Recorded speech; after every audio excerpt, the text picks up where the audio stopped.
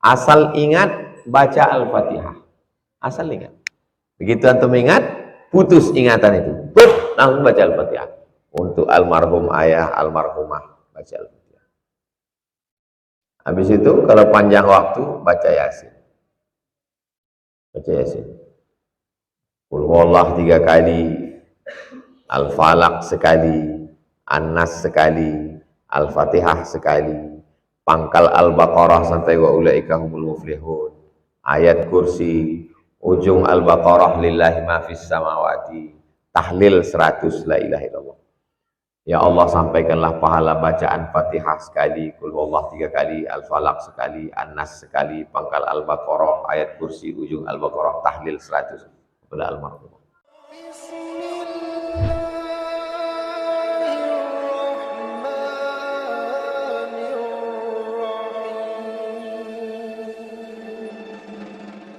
Bagaimana caranya kita ingin mengetahui susunan Al-Quran berdasarkan urutan turunnya wahyu?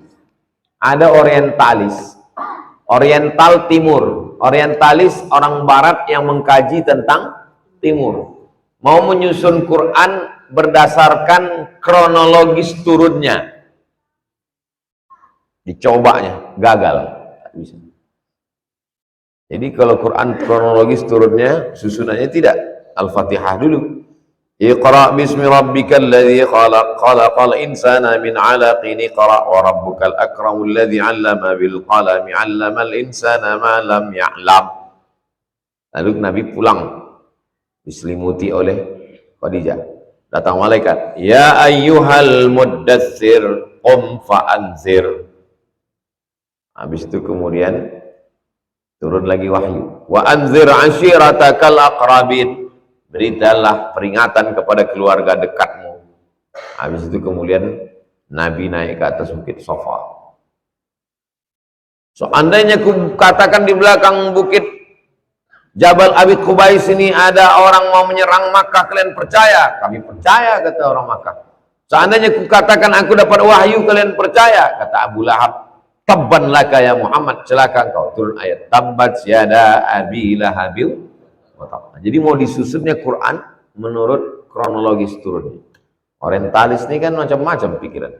Mau disusunnya Quran versi kronologis, gagal. Jadi kalau antum mau nyoba, boleh coba, tapi saya yakin gagal juga. Bagaimana caranya kalau kita ingin mengetahui susunan Quran berdasarkan urutan turunnya wahyu? Baca Asbabun Nuzul, karya Imam Al-Wahidi. Baca Asbabun Nuzul, karya Imam Jalaluddin Abdurrahman As-Suyuti. Baca kitab-kitab tafsir. Tapi kalau mau disusun secara kronologis turun, tak bisa. Apakah ada buku yang membahasnya Pak Ustadz untuk mengetahui nilai sejarahnya? Baca kitab tafsir. Dalam tafsir itu makna mufradat, al-munasabah, keserasian, keselarasan antara ayat dengan ayat sebelumnya, antara surat dengan surat, qiraatnya, yang satu dibaca yu'minuna, yang satu dibaca yu'minuna, yang satu dibaca fatabayyanu, yang satu dibaca fatasabbatu, balaghah, na'budu iyyaka dengan iyyaka na'budu, ma'ani bayannya. Lalu kemudian di situ dilihat juga keindahan sastra bahasa Arab. Lalu kemudian di situ ada makna aspek akidahnya, ada di dalamnya aspek fikihnya, hukum halal, haram, makruh, mubah, sunat, sunat muakkadnya. Di dalamnya juga dikaji tentang sosiologi, antropologi. Tafsir yang paling besar, tafsir Al-Kabir, ditulis oleh Imam Fakhruddin Ar-Razi, meninggal 606, semeter panjang. Namanya Mafatih Al-Ghaib, karena besar disebut tafsir Al-Kabir. Tapi bahasanya bahasa klasik 700 tahun yang lalu, susah. Kalau tafsir yang modern, yang simple, tafsir ditulis Al-Munir, ditulis oleh Syekh Wahbah Zuhaib. Nah, itu sistematis. Antum baca tafsir Al-Munir.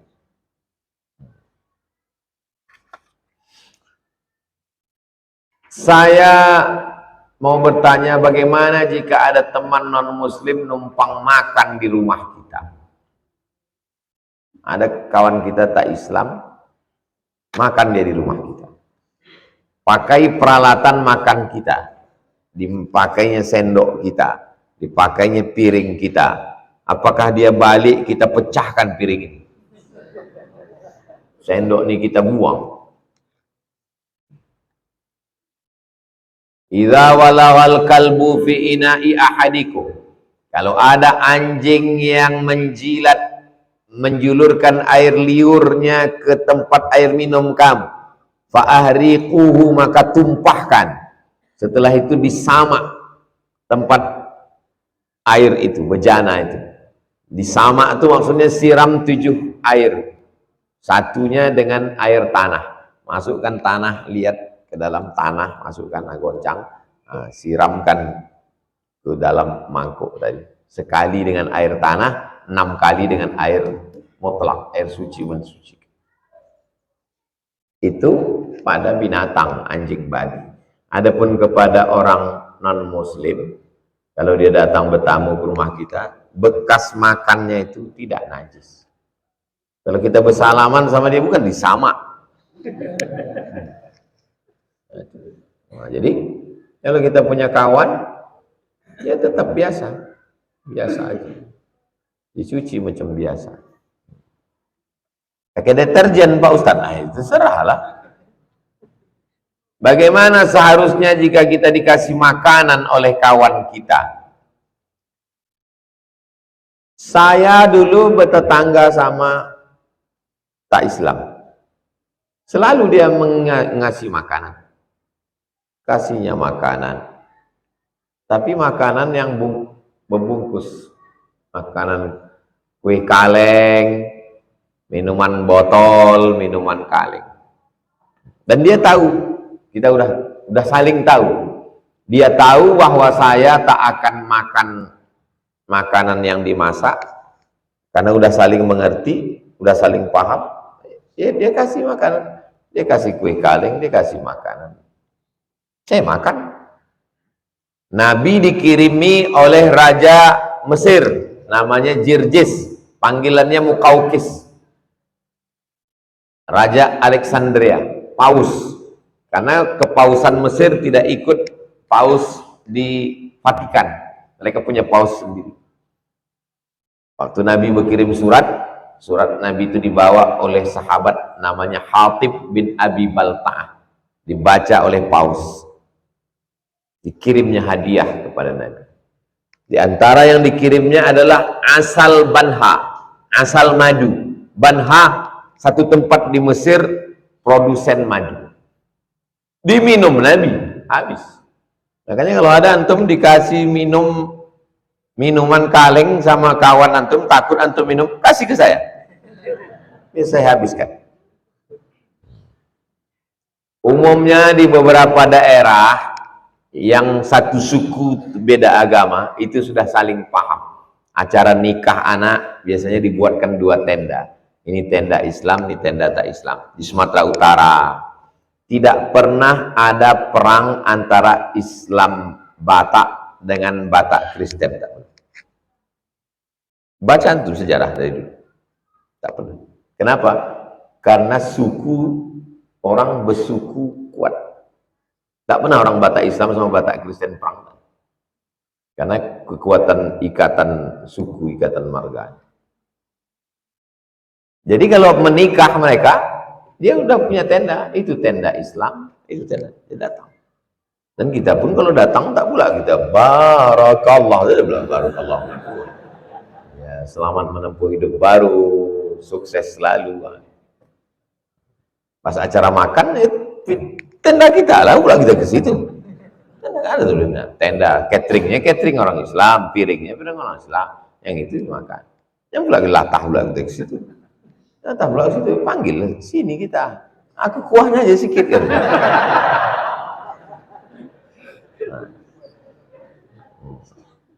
Ya udah, dari beberapa daerah itu seperti di daerah Sulawesi Utara, daerah Ambon, di Sumatera Utara, itu sudah saling tahu. Sudah semacam perjanjian tak tertulis. Kalau kirim makanan, makanan bungkus. Dah biasa. Kita di Riau, karena kita mayoritas, kita kurang merasakan itu. Tapi kalau di tempat yang kita minoritas atau 50-50, 50-50, nah itu sudah berjalan dengan baik, insya Allah. Saya selalu kepikiran dengan almarhumah emak saya setiap mau tidur, sehingga saya selalu bersedih, bahkan sampai larut malam tak bisa tidur. Amalan apa yang harus saya lakukan, Pak Ustadz? Asal ingat baca Al-Fatihah. Asal ingat. Begitu antum ingat, putus ingatan itu. Langsung baca Al-Fatihah. Untuk almarhum ayah, almarhumah, baca Al-Fatihah. Habis itu kalau panjang waktu, baca Yasin. Baca Yasin. Qul huwallah 3 kali, Al-Falaq sekali, An-Nas sekali, Al-Fatihah sekali, pangkal Al-Baqarah sampai wa ulaika humul muflihun, ayat kursi, ujung Al-Baqarah lillahi ma fis samawati, tahlil 100 la ilaha illallah. Ya Allah, sampaikanlah pahala bacaan Fatihah sekali, Qul huwallah 3 kali, Al-Falaq sekali, An-Nas sekali, pangkal Al-Baqarah, ayat kursi, ujung Al-Baqarah, tahlil 100 kepada almarhum. Belikan nasi bungkus, bawakan ke panti asuhan, ku hadiahkan untuk almarhumah. Belikan air sekotak, antarkan ke masjid hari Jumat, hadiahkan untuk almarhumah. Jadi kalau ada orang menganggap nanti hati ini akan sembuh dengan berjalannya waktu, itu orang yang ngomong gitu itu belum mati maknya. Kalau ada orang ngomong gitu, nanti dengan berjalannya waktu, tanya, mak kau masih hidup? Masih, gak usah kau cakap. Nanti kau mati, mak kau.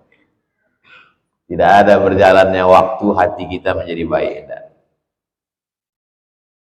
Nanti dia akan hilang kalau kita mati, baru dia hilang. Kalau untuk mati, baru dia hilang. Selama kita masih hidup, tak akan hilang-hilang itu. Tetaplah dia. Yang bisa menghilangkannya hanya perbuatan baik. Baca Quran, zikir, sedekah, kasih air, sumur bor, pembebasan tanah. Saya masih mahasiswa, Pak Ustadz, tak ada duit. Baca Quran. Baca Quran pun saya tak bisa, Pak Ustadz. Tahlil, la ilaha illallah. Ya Allah, sampaikanlah pahala tahlil yang kubaca ini 1000 kali untuk almarhumah. Nah, itu bisa. Lain daripada itu bukan kuasa kita. La yukallifullahu nafsan illa wus'ah. Kematian adalah obat dari segala penyakit. Penyakit sombong, penyakit angkuh, apa obatnya? Mati. Asal sudah mati, selesai penyakit. Kerinduan, mati. Antum yang rindu dengan almarhumah, sabar. Nanti mati, hilang. Tidak ada obat lain. Jatuh cinta tak jadi nikah, mati. Kematian adalah tempat peristirahatan bagi para pencinta, bagi para orang-orang yang berkasih sayang. Makanya sahabat Nabi itu mereka cepat ingin supaya bertemu dengan Nabi Muhammad SAW. Saya ingin bertanya, saya sudah berumur 78 tahun. Saya pelupa. Bagaimana doa supaya tak lupa?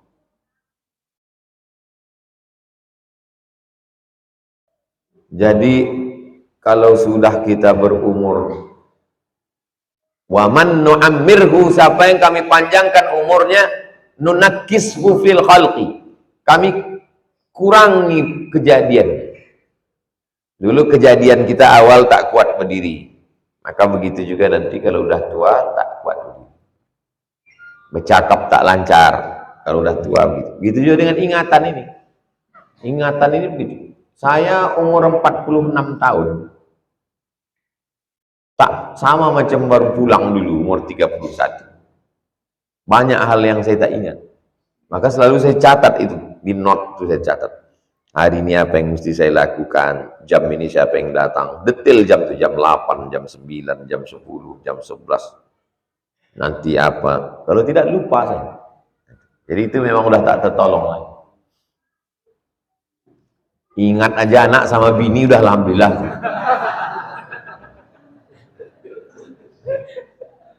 Nah, jadi kalau kita udah umur 78, ingat. Adapun tentang masalah sembahyang, sholat, kadang lupa rokaat berapa, maka ayatnya yang panjang-panjang. Iftitah, Fatihah, ayat, kulhu, inna ataina, wal asri, ruku, sujud. Karena kena penyakit namanya demensia. Demensia itu ingatan yang tak, ada yang lebih parah lagi, amnesia. Na'udzubillah. Adapun amalan untuk menguatkan diantaranya adalah banyak berzikir. Subhanallah zikir, alhamdulillah zikir, Allahu akbar zikir, la haula wala quwata illa billah zikir, sholawat zikir. Tapi afdalul zikri la ilaha. Banyak orang antara sholawat dengan la ilaha illallah. Allahumma sholli. Makanya kadang orang kalau lupa, janu itu Allahumma sholli ala sayyidina Muhammad. Karena sholawat mengingat Allahumma sholli ala sayyidina, banyak berselawat atau la ilaha illallah. Bagaimana solusi anak suka main judi online? Sudah terlalu parah sampai orang tua terutang. Laporkan ke polisi. Anak yang main judi online, anak yang menjual harta orang tua, anak yang pakai sabu narkoba, jangan panggilkan ustadz menceramahinya, jangan lagi dinasehati, laporkan ke polisi, masukkan ke penjara. Tak ada obat lain. Kejam kali Ustadz Somad ini. Jadi saya ceramah di salah satu masjid. Habis ceramah itu diundang makan. Habis acara makan disuruhlah saya mendoakan, menasehati. Saya bilang ini tak bisa pakai doa, tak mampat nih pakai doa. Jadi gimana Pak Ustadz? Masukkan ke penjara. Kamu marah nih sama saya? Saya kasih nomor Pak Didik BNN. Bulan depan saya datang lagi, saya tengok senyum orang itu. Gimana anaknya? Alhamdulillah Pak Ustadz, udah masuk. Rupanya dia berpikir lama, dia berpikir. Bulan berikutnya sehat anak itu, pulang dari Bandung sehat. Bulan berikutnya nikah gendong anak. Dengarkan cakap saya. Saya orangnya tak pandai basa-basi. Singkap daun nampak buah. Kalau tangkap saya tangkap katanya. Kalau tak berani kalian melaporkannya, kasih ke saya alamatnya biar aku laporkan. Laporkan. Tak ada pakai nasihat-nasihat. Dulu di sini ada yang ngirim surat mengaku Imam Mahdi.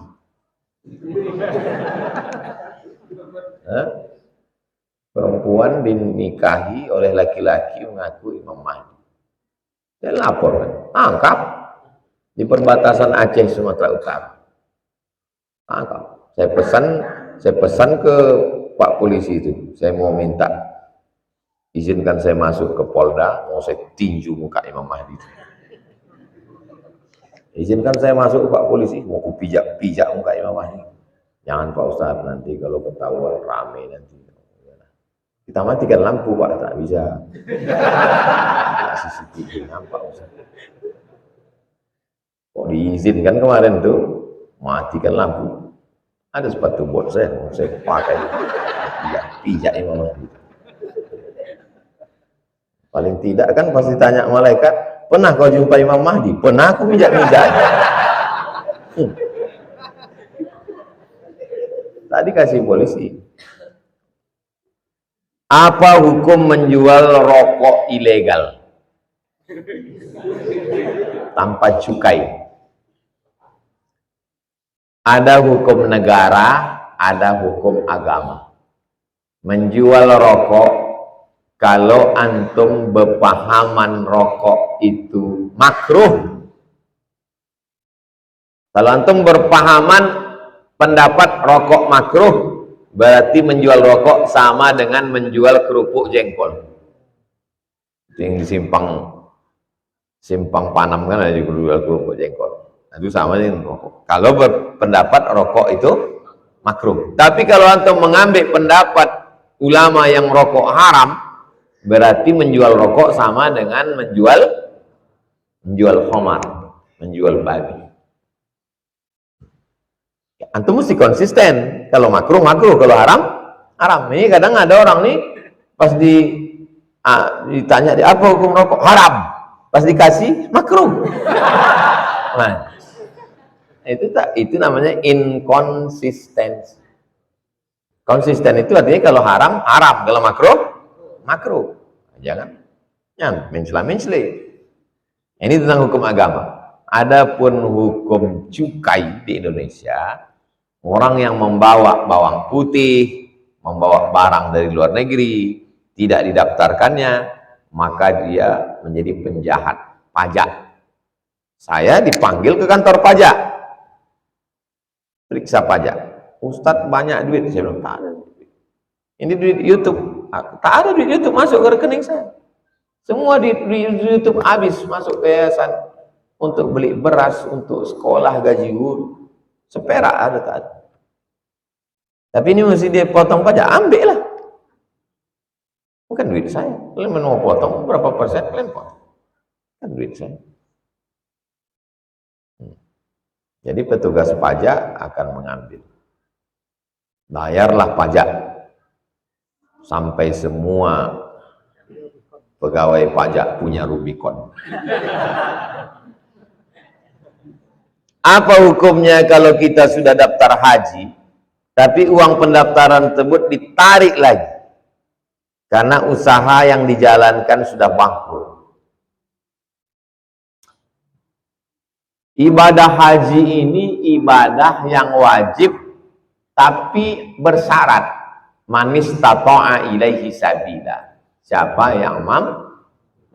Orang yang tak mampu tak wajib haji. Orang tak mampu tak wajib haji. Dan mampu itu ada limit waktunya.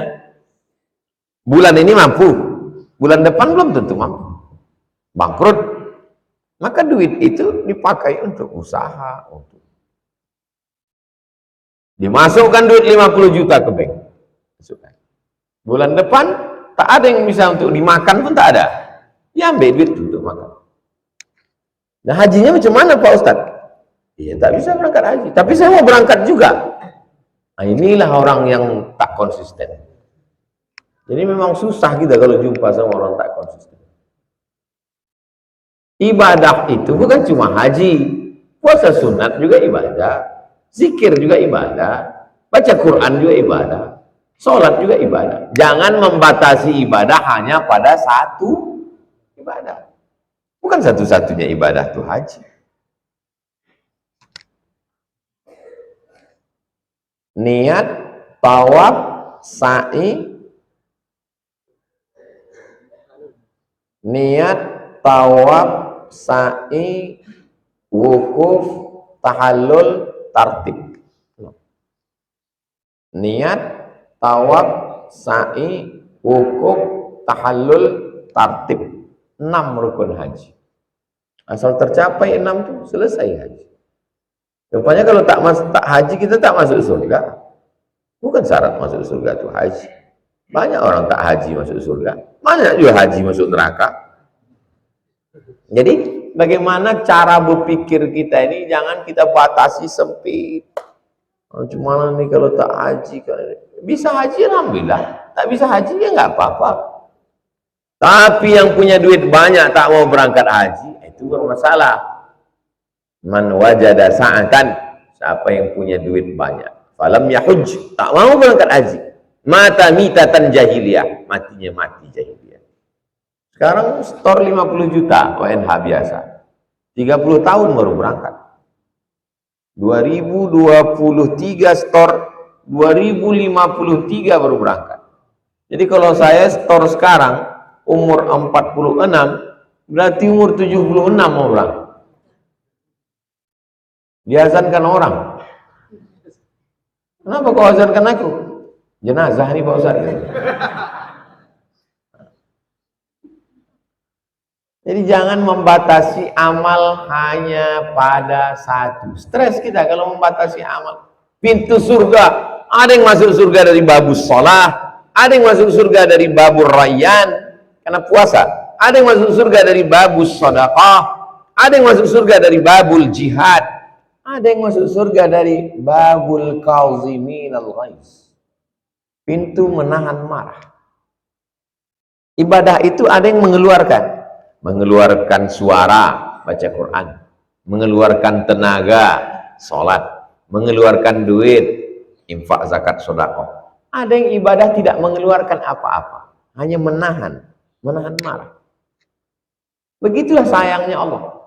Haji keluar tenaga, tawaf, sa'i, berkeringat-keringat, melontar jumroh, keluar duit, tiket pesawat, hotel, makan.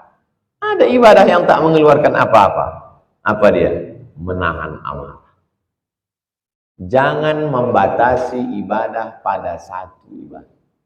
Haji, kalau tak haji nanti. Ada duit, berangkat haji. Tak ada duit, tak berangkat haji. Sholako dan lain sebagainya. Jangan kita beribadah hanya karena mau dipanggil haji.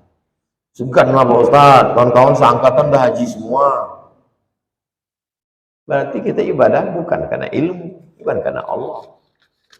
Itulah susahnya kalau orang tidak punya pendirian. Mampu berangkat haji, tak mampu tak usah berangkat haji. Iya Pak Ustaz, tapi belum ada gambar di Ka'bah lagi. Itu di Bangkinang ada Ka'bah. Di depan Masjid Islamic Center. Foto situ. Jadi kalau kita mengaji menjadi lapang pikiran kita, tak sempit, tak jumut, tak macam katak dalam tempur. Kalau dengan mengaji pikiran kita jadi lapang, teruskan. Kalau dengan mengaji pikiran kita jadi tenang, teruskan. Tapi kalau ngaji hanya membuat kita sempit, suka berkelahi, mencaci maki, sumpah serapah, berpindahlah ke lain guru. Yang tak boleh itu berpindah ke lain hati. Di akhir majelis mari kita sama berdoa kepada Allah. Mudah-mudahan kita istiqomah. Ala hadhihi niyah al-Fatihah. A'udzubillahi minasyaitonir rajim. Bismillahirrahmanirrahim. Alhamdulillah rabbil alamin arrahmanir rahim maliki yaumiddin iyyaka na'budu wa iyyaka nasta'in shiratal mustaqim shiratal ladzina an'amta 'alaihim ghairil maghdubi 'alaihim waladdallin amin. Allahumma shalli ala sayyidina Muhammad wa ala ali sayyidina Muhammad. Assalamu alayka ya Rasulullah. La tada' lana dhanban illa ghafartah wa la hamman illa farajtah wa la daynan illa qadaitah ولا مسافرا إلا وصلته ولا مريضا إلا شفيته ولا حاجة من حوائج الدنيا والآخرة لك رضا ولنا فيها صلاح إلا قضيتها ويسرتها ربنا اغفر لنا ذنوبنا ولوالدينا وارحمهما كما ربيانا صغيرا اللهم انصر إخواننا المجاهدين في فلسطين اللهم دمر أعداءك أعداء الدين اللهم انصر من نصر الدين واخذل الكفرة والمشركين Rabbana atina fid dunya hasanah wa fil akhirati hasanah wa qina adzabannar. Wassallallahu ala sayyidina Muhammad wa ala alihi wasallam. Walhamdulillahi rabbil alamin. Taqabbalallahu minkum innahu minkum taqabbal ya